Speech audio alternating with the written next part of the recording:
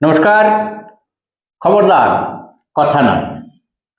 আজ আন্তর্জাতিক মাতৃভাষা দিবস। এই দিনে 1952 সালের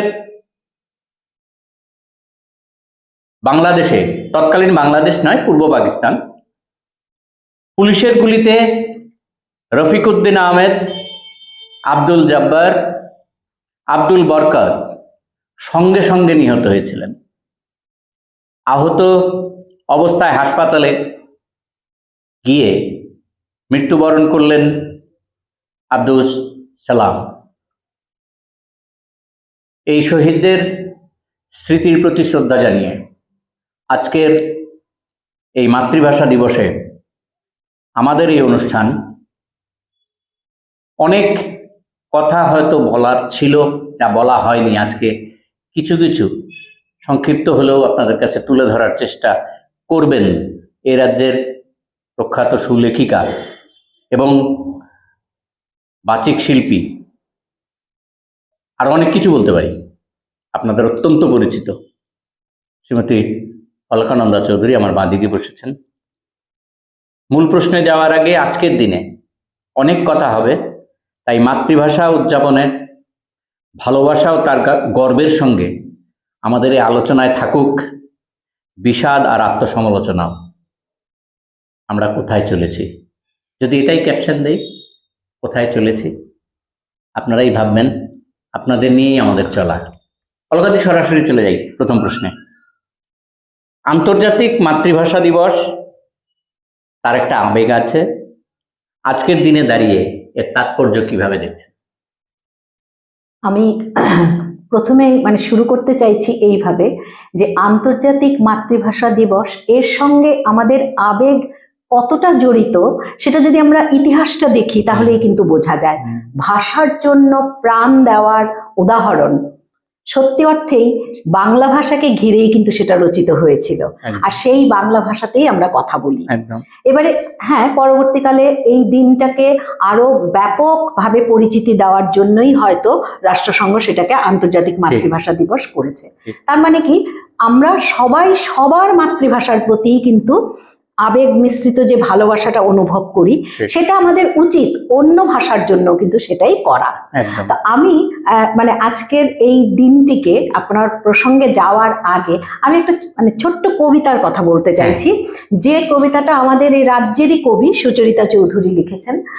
আমার মনে হয় যে এই কবিতার মধ্যেই বোধহয় সবটুকু বলা হয়ে যায়। একদিন নিজের ভাষায় কথা বলতে চাওয়ার অপরাধে প্রাণ দিতে হয়েছিল মানুষকে মানুষেরই হাতে। মায়ের ভাষায় ভাইকে ডাকতে চেয়েছিল যারা, তাদের বিরুদ্ধে গর্জে উঠেছিল হাতিয়ার মানুষেরই। অপেক্ষার অশেষ উৎকণ্ঠা কত মায়ের শেষ হয়েছিল অনিঃশেষ শোক সংবাদে। সেই সব ভয়ঙ্কর রক্তাক্ত দিনের শেষে মুক্ত হলো উচ্চারণ, শব্দের মালা গাঁথা কঠিন নয় এখন আর, ফুল ফোটে প্রতিটি বাগানে। তবু সেই ফুলে মিশে থাকে বারুদের গন্ধ, যেন অস্ফুট আর্তনাদ সেই হাওয়ায় বয়ে যায়, যে হাওয়া সৌরভ সঙ্গী। আমরা ভুলিনি সেই না দেখা প্রাণের কাতরতা, আমরা শুনিনি তবু ভুলিনি তাদের আর্তনাদ। প্রাণপণে ধরে রাখতে চাই রক্তরাঙা উপহার আমাদের মাতৃভাষা। দেখুন, আপনি যে প্রশ্নটা করেছেন যে আবেগটা আছে আজকের দিনে তার তাৎপর্য কি, কবিতায় যে কথাটা কবি বলেছেন আমাদের, যে আমরা প্রাণপণে ধরে রাখতে চাই মাতৃভাষা, দুঃখের সঙ্গে হলেও আমার স্বীকার করতে কোনো দ্বিধা নেই, আমরা সকলেই কিন্তু সেটা করি না বা করছি না। এবারে আলোচনাটা বাংলা ভাষাতেই বারবার আসবে, কিন্তু দেখতে গেলে হয়তো সকলেরই মাতৃভাষা যেটা, সেটাই কিন্তু কোনো না কোনোভাবে বিপন্ন অবস্থায় রয়েছে। এখন আমরা যদি স্বাধীনতা পূর্ব ভারতবর্ষের কথা বলি, সেই সময়ও কিন্তু দেখা গিয়েছিল যে মাতৃভাষায় শিক্ষা, তারপরে সমস্ত সরকারি কাজকর্ম করা হোক, হ্যাঁ, যার যার মাতৃভাষায়, সেই চেষ্টা কিন্তু হয়েছিল, কিন্তু তখনও সেটা সফল হয়নি, আজকেও পুরোপুরি সফল নয়। আর তার ফলে কি দাঁড়িয়েছে যে আমরা বলবো যে মধ্যযুগের একেবারে শেষ দিকের যে কবি ছিলেন রায়গুণাকর ভারতচন্দ্র, তাকেও কিন্তু সমালোচিত হতে হয়েছিল যে তিনি ফার্সি ভাষা শেখেননি, সংস্কৃত শিখেছিলেন। কেন? তার কারণ যে ফার্সি শিখলে রাজদরবারে চাকরি পাবার সম্ভাবনা আছে, তিনি সেটা করেননি বলে তিনি সমালোচিত হয়েছিলেন। তাহলে এই একই কথা কিন্তু আজকে বসে আমরা বলতে পারি, যারা তাদের মাতৃভাষার প্রতি ততটা আবেগ অনুভব করছেন না, তার পেছনে কিন্তু জীবনে টিকে থাকার একটা ব্যাপার রয়েছে, এবং তাদের মনে হচ্ছে নাই বা থাকলো আমার ভাষা, আমি বরং সেই ভাষাটার প্রতি মনোযোগী হব যে ভাষাটা শিখলে পরে আমার উপার্জনের পথটা সুগম হবে। তাহলে দেখুন, আবেগ আর বাস্তব এই দুটো ব্যাপার একসাথে হয়ে এমন একটা পরিস্থিতি এসে দাঁড়িয়েছে যে আমরা কাউকেই সেভাবে দোষারোপ করতে পারছি না। তবে হ্যাঁ, সচেতনতার অভাব রয়েছে, সেটাও অনস্বীকার্য। অবশ্যই অসাধারণ। সরকার পরিচালিত ইন্টারন্যাশনাল মাদার ল্যাঙ্গুয়েজ ডে, এই ক্যাপশন সরকার পরিচালিত, আজকে টাউন হলে দেখলাম, পুরো ফটকটা ইংরেজিতে বলা হয়েছে ওয়েলকাম। আপনার কাছে যেটা জানতে চাইছি, পশ্চিমবঙ্গ এবং এই ত্রিপুরায় বাংলা ভাষা কি এই মুহূর্তে বিপন্নতা অনুভব করছে? আপনি পশ্চিমবঙ্গ এবং ত্রিপুরার কথাটা এনেছেন হয়তো এই কথা ভেবে যে এই দুটো জায়গাতেই, মানে এই দুটো রাজ্যেই বাংলা ভাষাভাষী মানুষ সবচেয়ে বেশি থাকে। তা সেটা তো মানে সত্যি কথাই, কিন্তু আমি ওই যে কথাটা বলেছিলাম যে আবেগ আর বাস্তব একসাথে মিলে গিয়ে এমন একটা পরিস্থিতি তৈরি করেছে যে আমরা না ঘরকা না ঘাটকা হয়ে রয়েছি, এবং তার ফলে কি দাঁড়াচ্ছে যে সাধারণ মানুষ যারা সেভাবে সাহিত্যের প্রতি মনোযোগী নয় বা সাহিত্য তাদের কাছে সেভাবে গুরুত্ব পাচ্ছে না, তারা ভাষা নিয়ে মাথা ঘামাচ্ছে না। তাদের কাছে যেটা সবচেয়ে বেশি জরুরি যে আমার ছেলে বা আমার মেয়েকে আমি এমন মাধ্যমে পড়াশুনো করাবো যেটা পরবর্তীকালে গিয়ে তার উপার্জনের ক্ষেত্রে একটা সহায়ক ভূমিকা নেবে। এটা দোষের কিছু নয়, কিন্তু পাশাপাশি এই কথাটা মনে রাখতে হবে, আজকের এই দিনটি যেভাবে সৃষ্টি হয়েছিল সেই বাংলাদেশে কিন্তু তাদের মুখের ভাষা কেড়ে নেওয়ার যে চেষ্টাটা হয়েছিল তার বিরুদ্ধে মানুষ রুখে দাঁড়িয়েছিল। এবারে আজকের সময়ে আমাদের মুখের ভাষা কেড়ে নেওয়ার চেষ্টা কিন্তু হচ্ছে না, তার কারণটা হচ্ছে কেড়ে নেওয়ার চেষ্টা নয়, সেটা বরং বলা যেতে পারে বাস্তব পরিস্থিতি এমনভাবে তৈরি করা হচ্ছে যে আমরা নিজেরাই এই বাধাটা বুঝতে পারছি না, আমাদের কি হচ্ছে, কিভাবে আমরা নিঃস্ব হয়ে যাচ্ছি সেই ব্যাপারটা আমরা বুঝতে পারছি না। তার ফলে কি দাঁড়াচ্ছে দেখুন, ভাষা দিয়ে কিন্তু একটা জাতির, একটা দেশের তাদের ঐতিহ্য, তাদের সংস্কৃতি, তাদের চিন্তা চেতনা সমস্ত কিছুর কিন্তু একটা পরিচয় মেলে, এবং তার ফলে কি দাঁড়াচ্ছে, আমরা যেহেতু এই দিকটাতে উদাসীন হয়ে যাচ্ছি, আমাদের অবস্থা অনেকটা ওই রকম যে পায়ের নিচে আমাদের মাটি থাকছে না, আমরা উল্লম্ব অবস্থায় রয়েছি, যে কারণে আন্তর্জাতিক মাতৃভাষা দিবস পালন করা হচ্ছে, অথচ এই রাজ্যের সংখ্যাগরিষ্ঠ মানুষের যে ভাষা সেই ভাষা ব্রাত্য হয়ে রইল, সেখানে ইংরেজি এসে ঢুকে পড়ল। এর থেকে বিপন্নতার আর কি বলা যেতে পারে? পশ্চিমবঙ্গ, যেটা আমরা মানে বঙ্গভাষী মানুষেরই জায়গা বলে আমরা জানি, একজন লিখেছেন মজা করে যে আমরা দোকানে গিয়ে এখন সিঙ্গাড়া বলি না, বলি সমোসা। কেন? কি কারণ? বরং প্রয়োজন ছিল যে আমরা যদি বলতাম যে হ্যাঁ আমরা সমোসা খাবো, আপনিও সিঙ্গাড়া শিখে নিন। খুব জরুরি কথা। আরেকটা ব্যাপার দেখবেন, আমরা ইংরেজি ভাষা যদি না জানি তার জন্য আমরা লজ্জিত হয়ে যাই। একজন মনীষী বলেছিলেন যে আপনি জাপানে যান, দেখবেন সেখানে তারা ইংরেজি বলে না বা বলতে পারেও না, কিন্তু তার জন্য তারা বিন্দুমাত্র লজ্জিত নয়। এটা কি আমাদের ওই ঔপনিবেশিক শাসন ব্যবস্থায় কি এই মানে পরিস্থিতিটা তৈরি হয়েছে? আমি জানি না, কিন্তু একটা মজার ঘটনা, কেউ কেউ কিন্তু সেখানে প্রতিবাদ করেন, উদাহরণ হিসেবে বলছি। যেমন আজকাল অনেকেই মুম্বাই, মহারাষ্ট্রে চিকিৎসা করাতে যান, তো সেখানে গিয়ে দেখা যাচ্ছে যে ডাক্তারবাবু যিনি, তিনি হয় মারাঠি বলছেন নইলে ইংরেজি বলছেন। সবার পক্ষে তো ইংলিশটা মানে সম্ভব নয় ইংরেজিতে স্বচ্ছন্দভাবে কথা বলা। তো সেখানে ডাক্তারবাবু পরামর্শ দিচ্ছেন যে আপনার কিন্তু মারাঠি বা ইংরেজি শিখে নেওয়া উচিত। সেই ভদ্রলোকটি সঙ্গে সঙ্গে উত্তর দিয়েছিলেন, আপনারও কিন্তু বাংলাটা শিখে নেওয়া উচিত। যদি শিখতেন তাহলে কিন্তু রবীন্দ্রনাথ পড়তে পারতেন, তাহলে জানতেন জীবনের মানে কাকে বলে, জীবনের আনন্দ কাকে বলে। একদমই। এই যে মেরুদণ্ড সোজা করে নিজের ভাষার মর্যাদা বৃদ্ধির জন্য কিছু বলা জোরের সঙ্গে, সেটাই আমরা হারিয়ে ফেলেছি।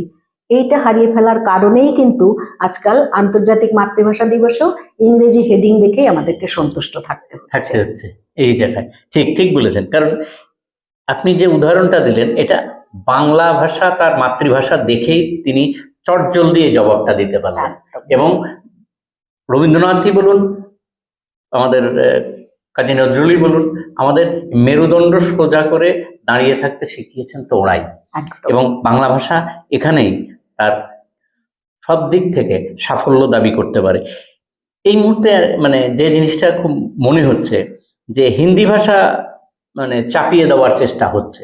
দক্ষিণ ভারত প্রতিবাদ করছে, অনেক জায়গাতে প্রতিবাদ হচ্ছে। মনে করেন কি, আপনি কি মনে করছেন যে এই ভাষার আগ্রাসনে দেশের সংহতি বিপন্ন হওয়ার সম্ভাবনা কি রয়েছে? মানে ভাষার আগ্রাসন শব্দটা একদম আপনি যে কথাটা বলেছেন, এই কথাটার উত্তর আমরা একটা জায়গায় পাই। সেটা কিরকম, যে ভারত স্বাধীন হওয়ার ধরুন 15 বছর পরের কথা বলছি। আপনারা সবাই জানেন বিখ্যাত লেখক অন্নদা শঙ্কর রায়, তিনি একটি প্রবন্ধ লিখেছিলেন, যে দেশে বহু ধর্ম বহু ভাষা। সেখানে কিন্তু তিনি এই সমস্যাটা, মানে আপনি যে কথাটা তুলেছেন এই সমস্যাটা নিয়েই তিনি লিখেছেন। এবং সেখানে একটি লাইন আছে পরিষ্কার ভাষায়, ভারত যদি আবার কোনোদিন বিভাজিত হয় ভাষার কারণেই হবে। একদম এই ভাষায় তিনি এটা লিখেছিলেন। এবার কেন করেছিলেন তার উত্তরও তিনি দিয়েছেন। সেটা বলেছেন যে ভারতবর্ষ যখন স্বাধীন হলো তখন দেখা গেল যে আমাদের যে টুকরোটা আলাদা হয়ে গেল, সেই পশ্চিম পাকিস্তান তারা সিদ্ধান্ত নিল তারা ইসলামী কান্ট্রি হবে, মানে ইসলামী দেশ হবে। ঠিক আছে, সেটা তারা হয়তো সংখ্যাগরিষ্ঠের মতামত অনুযায়ী নিয়েছে, তো তার ফল যে ভালো হয়নি সেটাও বোঝা গেছে। পাশাপাশি বার্মা, আমাদের এই প্রতিবেশী রাষ্ট্র, বার্মা বৌদ্ধ রাষ্ট্র হয়েছিল, কিন্তু দেখা গেছে পরবর্তীকালে সেটাও টিকে থাকেনি। এই জায়গাটায় ভারতবর্ষ কিন্তু খুবই মানে বিচক্ষণতার পরিচয় দিয়ে দেশটাকে সেকুলার রাখা হয়েছিল। বলা হয়েছিল সংখ্যাগরিষ্ঠ মানুষ হিন্দু ধর্মের অধিকারী হওয়া সত্ত্বেও আমরা মনে করি সকল ধর্মকেই যদি আমরা সম্মান জানাতে পারি তাহলে এটা ধর্মনিরপেক্ষ রাষ্ট্র হওয়াই উচিত। এবং এই বিচক্ষণতার কারণেই কিন্তু ভারতবর্ষের গণতন্ত্র আজও এতটা শক্তিশালী।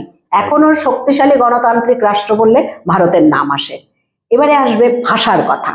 এখন ভাষার প্রসঙ্গ দিয়েও বলা যেতে পারে যে আমরা যদি একটু বাইরের দিকে উদাহরণ দেখি, সেখানে দেখা গেছে যে অনেক জায়গাতে, বিশেষ করে ইউরোপিয়ান কান্ট্রিগুলোতে বিশ্বাস করা হয় যে রাষ্ট্রভাষা একটাই হবে, কিন্তু সেটার উল্টোটা দেখা গেছে কিরকম ভাবে।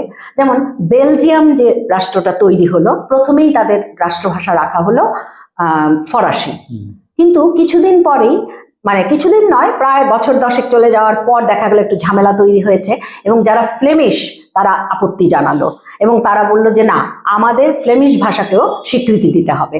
দেওয়া হলো। এবারে দেখুন, ছোট একটা রাষ্ট্র, সেখানে মানুষজনও তত আমাদের দেশের মতন তো নয়, তো সেখানে দুটো রাষ্ট্রভাষা দিয়ে তাদের কাজ চলে গেছে। আবার পাশাপাশি আমরা আরো অন্যান্য রাষ্ট্র, মানে কিছু কিছু জায়গায় আমরা দেখেছি যে 3টি ভাষাকে স্বীকৃতি দেওয়া হয়েছে, ইটালিয়ান, ফরাসি, জার্মান, 3টা ভাষাকে স্বীকৃতি দেওয়া হয়েছে। আমাদের দেশে এমন জনসংখ্যা, ভাষার তো কোনো মানে সীমা নেই, হ্যাঁ, কত ভাষা রয়েছে। কাজেই সেখানে হঠাৎ করে যদি একটা ভাষা, মানে বিশেষ করে হিন্দি, যেহেতু সংখ্যাগরিষ্ঠ মানুষ হিন্দি ভাষায় কথা বলেন, সেটাকেই যদি আমরা রাষ্ট্রভাষার মর্যাদা দিয়ে দিই, তাতে কিন্তু দেশের যারা অধিবাসী তাদের সকলের ন্যায়বোধ চরিতার্থ হবে না এবং তারা মানসিকভাবেও সেই শান্তিটা পাবেন না। কারেক্ট, ঠিক। তার ফলে এগুলো নিয়ে কিন্তু অনেক গন্ডগোল হয়েছে। এবং সেই সময়ে আমি বলছি 15 বছর পরে কিন্তু অন্নদা শঙ্কর রায় এই প্রবন্ধটা লিখেছেন।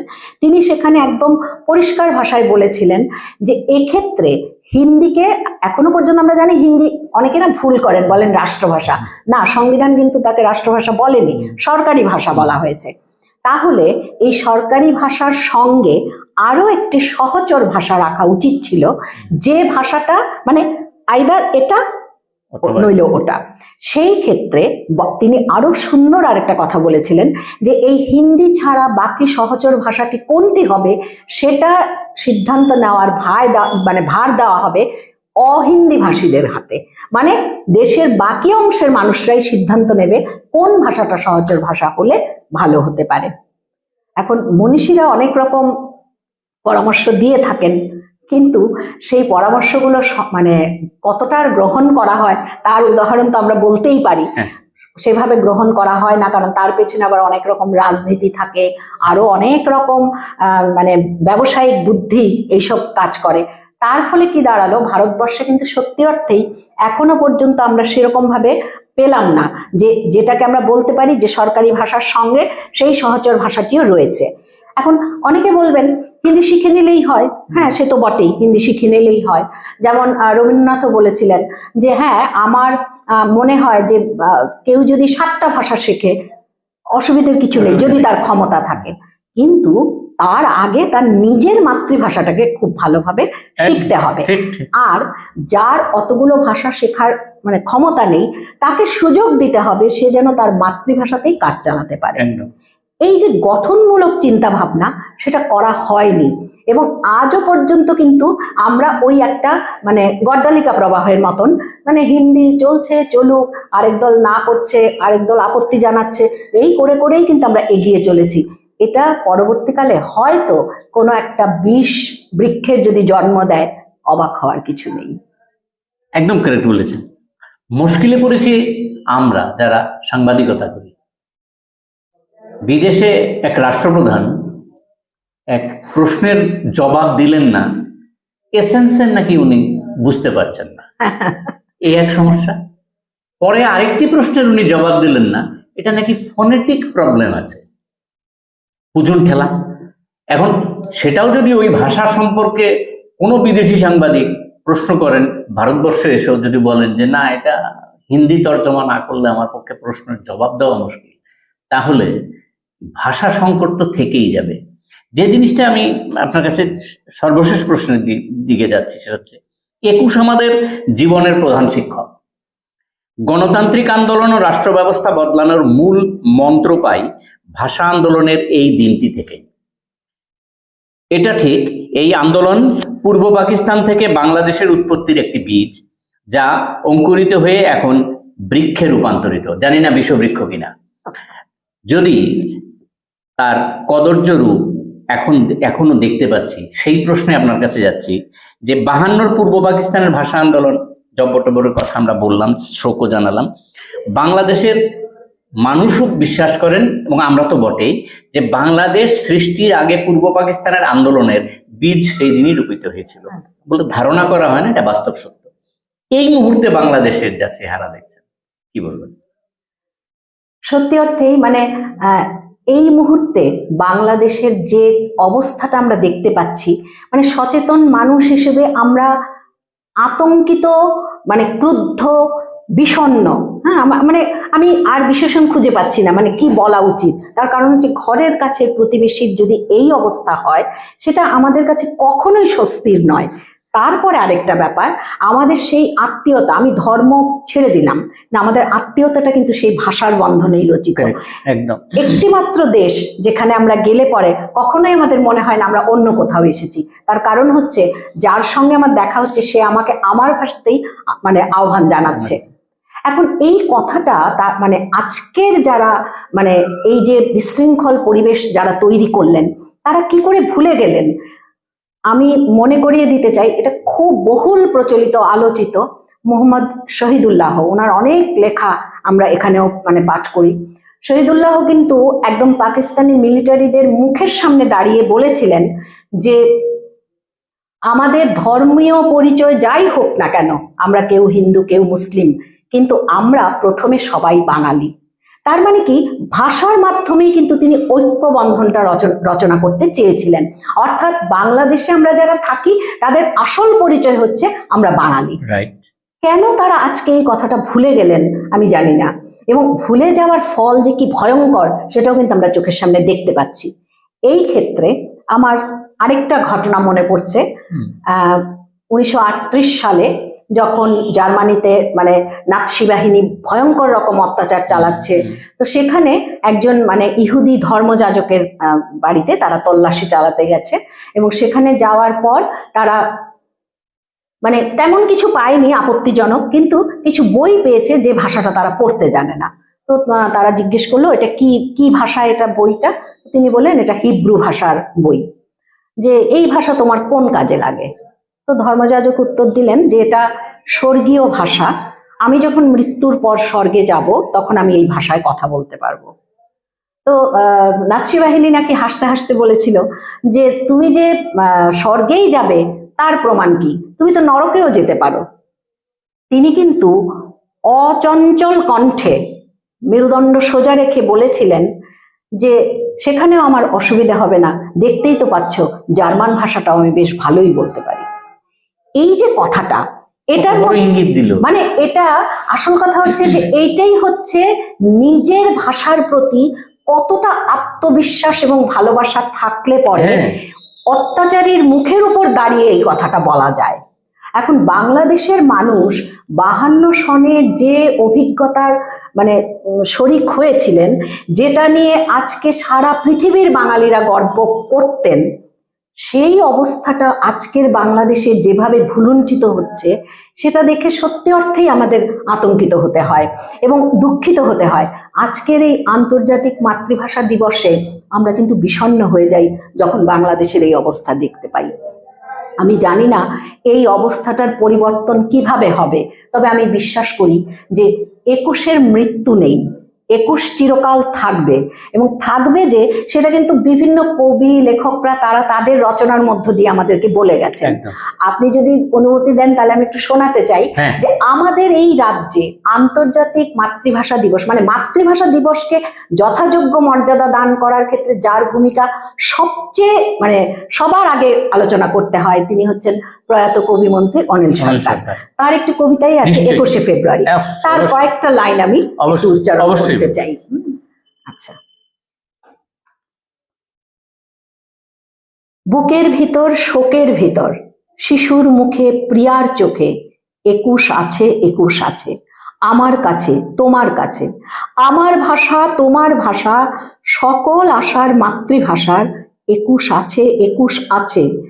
আঁধার বেলায় ভোরের পাখি 21 করে ডাকাডাকি, 21 আছে সূর্যোদয়ে 21 বাঁচে মৃত্যু ভয়ে। আমার মনে হয় সত্যি অর্থেই 21 বেঁচে থাকবে এবং আবার নতুন করে আত্মপ্রকাশ করবে। বাংলাদেশের এই অবস্থা দীর্ঘস্থায়ী হবে না। অনিল সরকার যে কথা বললেন, কবি অনিল সরকার যে বিষয়টা রাখলেন, শেষ লাইনটাই আসল। অলকাদিও একমত হলেন, বললেন এই 21 থাকবে, এই 21 মুছে যাবে না। তাই শেষ করার আগে বলি, জননী বঙ্গভাষার মুখখানি আজকে মলিন, আমাদের আলোচনায় আমরা সেটাই এনেছিলাম। ক্ষমতার ভাষা ইংরেজি ও হিন্দির পাশে তিনি হীনমর্যাদা। তদুপরি তার নিজের সন্তানদের মধ্যেও বিভাজন এবং বিদ্বেষ। তাই মাতৃভাষার উদযাপনে ভালোবাসা আর গর্বের সঙ্গে থাকুক কিছু বিষাদ আর আত্মসমালোচনা, যা আমরা কিছুটা করলাম। আমরা কোথায় চলেছি? খবরদার কথা নয়, এই প্রশ্নটা রেখেই আজকের এই অনুষ্ঠান শেষ করছে। সবাই ভালো থাকবেন, সুস্থ থাকবেন, সকলকে নমস্কার।